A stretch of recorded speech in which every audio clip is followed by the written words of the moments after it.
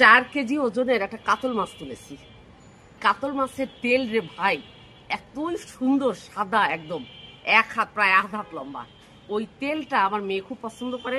ওই তেল দিয়ে এই শাক চচ্চড়ি হবে।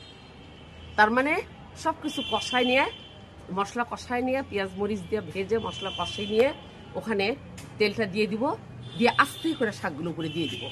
নাড়াচাড়া কিচ্ছু করব না, তেলটা গোটা থাকবে, শাকটা সুন্দর থাকবে। শাক তুলছি আজকে। গতবারের শাক তোলার ভিডিওটা মিস হয়ে গেছে, হারিয়ে গেছে, আকাশে উড়ে গেছে। আজকে এই যে দেখেন, বিসমিল্লাহির রহমানির রহিম, বিসমিল্লাহ বলে কাজ শুরু করলে সব কাজে সফলতা পাওয়া যায়। আর এখানে আমি লাল শাক দিব ইনশাল্লাহ। আল্লাহ পাকের নাম নিয়ে যখন আমরা কাজ করব তখন অবশ্যই সব কাজে সফলতা আসবে ইনশাল্লাহ।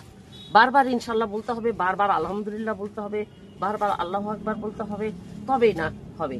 এই শাক দিয়ে কি হবে, কোন রেসিপি হবে, আজকে এই শাক তুলবো। এটা তো আমি লাগিয়েছি, আর যেগুলো এমনি এমনি হয়ে আছে বিভিন্ন দিকে, সেগুলো তুলে আপনাদেরকে দেখাবো।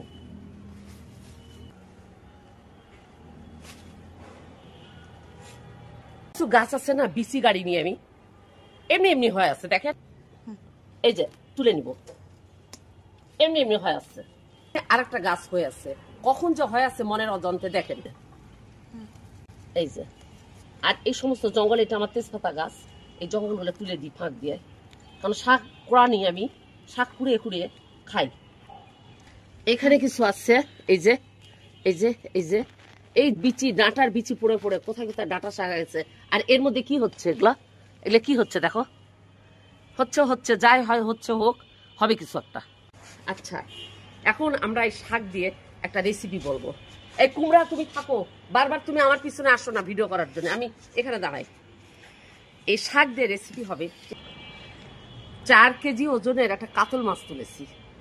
কাতল মাছের তেল রে ভাই এতই সুন্দর, সাদা একদম, এক হাত প্রায় আধ হাত লম্বা।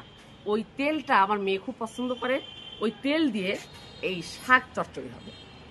তার মানে সবকিছু কষায় নিয়ে, মশলা কষায় নিয়ে, পেঁয়াজ মরিচ দিয়ে ভেজে মশলা কষাই নিয়ে ওখানে তেলটা দিয়ে দিব, দিয়ে আস্তে করে শাকগুলো উপরে দিয়ে দিব।